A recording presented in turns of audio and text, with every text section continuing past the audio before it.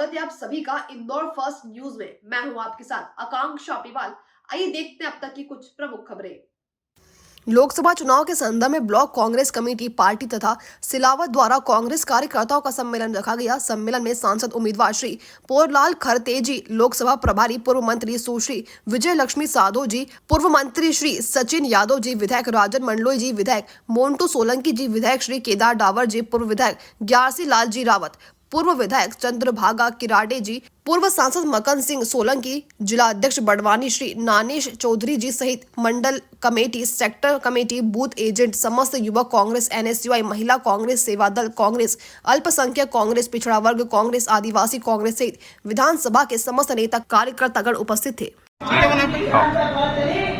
ये आज यहाँ पर पार्टी पहुँचे हैं, आदिवासी जनसभा को संबोधित किया। क्या कुछ लग रहा है आपको चुनाव को लेकर? हमारे जो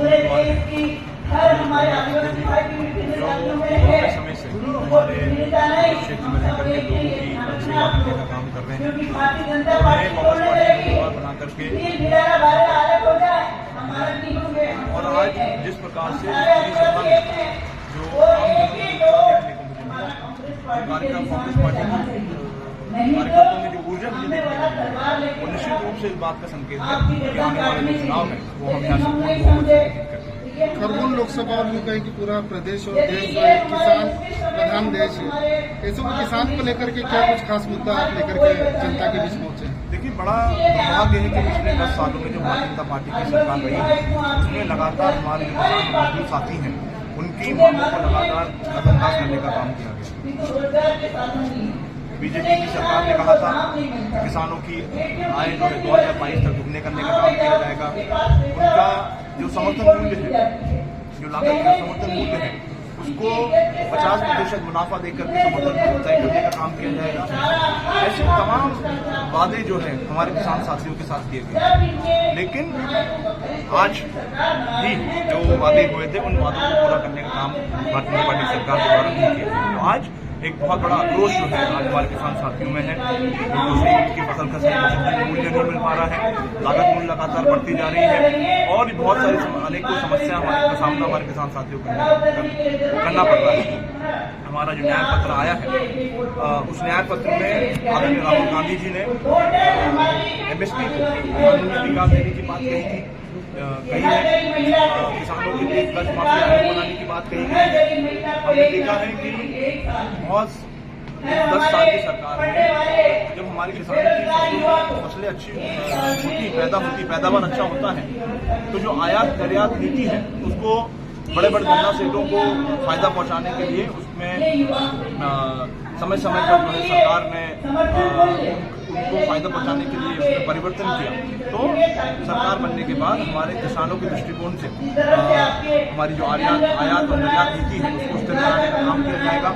और एक जो सबसे बड़ा विषय है जो कंपल्सरी टैक्स जो है भारतीय जनता पार्टी ने लागू किया, जो देश के इतिहास में पहला अवसर होगा तो किसानों के उपयोग में आने वाली वस्तुओं पर टैक्स लगाएगा। तो सरकार बनने के बाद हम किसानों को कंपल्सरी टैक्स से मुक्त कराने का काम किया जाएगा और भी बहुत सारी जो हमारी योजना है, चाहे वो नौजवानों की योजना हो जिनको हम लोग ग्रेजुएशन के बाद उनको अप्रेंटिसशिप के बाद उनको 1 लाख रुपये देने का काम किया जाएगा साल में।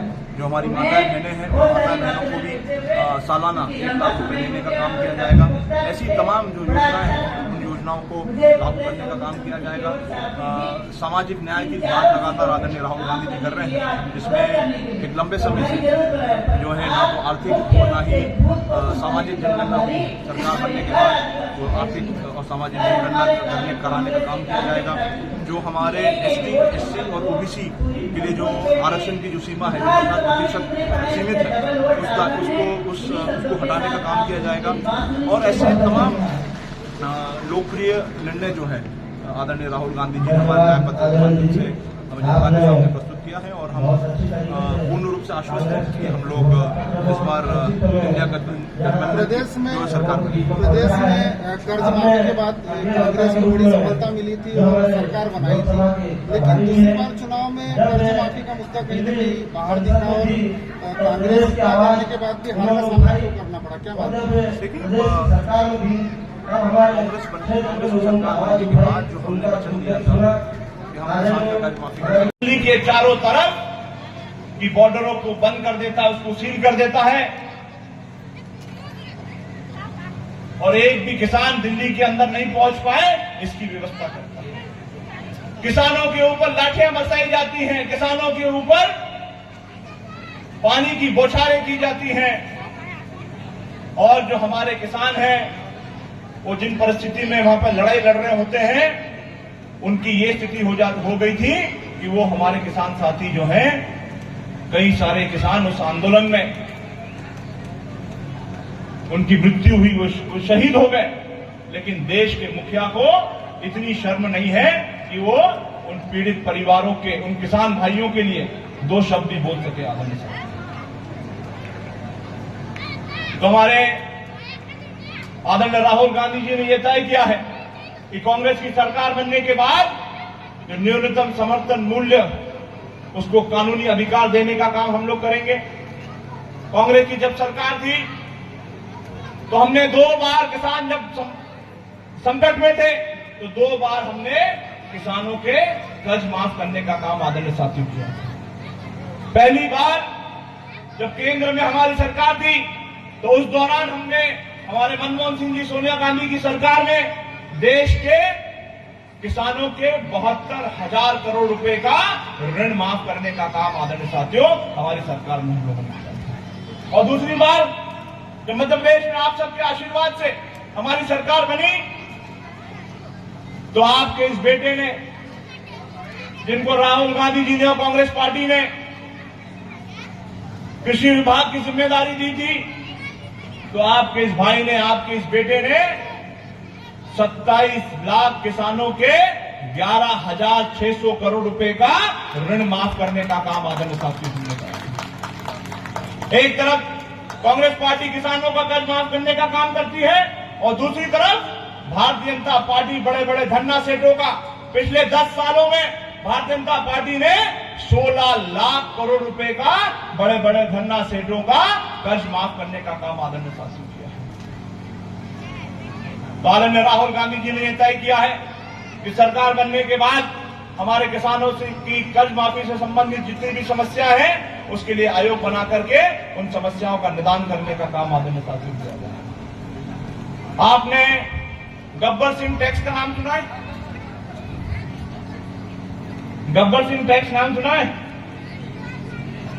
जैसे पहले अंग्रेज लोग वसूली करते थे ना हमारे, वैसे ही ये सरकार भी वसूली कर रही है आदरणीय साथियों हमारे किसानों से। देश की ऐसी पहली सरकार है जो किसानों के उपयोग में आने वाली जो वस्तुएं हैं उन वस्तुओं पर भी टैक्स लगाने का काम आदरणीय साथियों करते हैं। मेरे बहुत सारे किसान साथी जो यहां बैठे हुए हैं, 90% किसान जब कोई वस्तु खरीदने जाता है तो उसने कभी नहीं देखा होगा कि उसके बिल के ऊपर कितनी जीएसटी लगाई हुई है।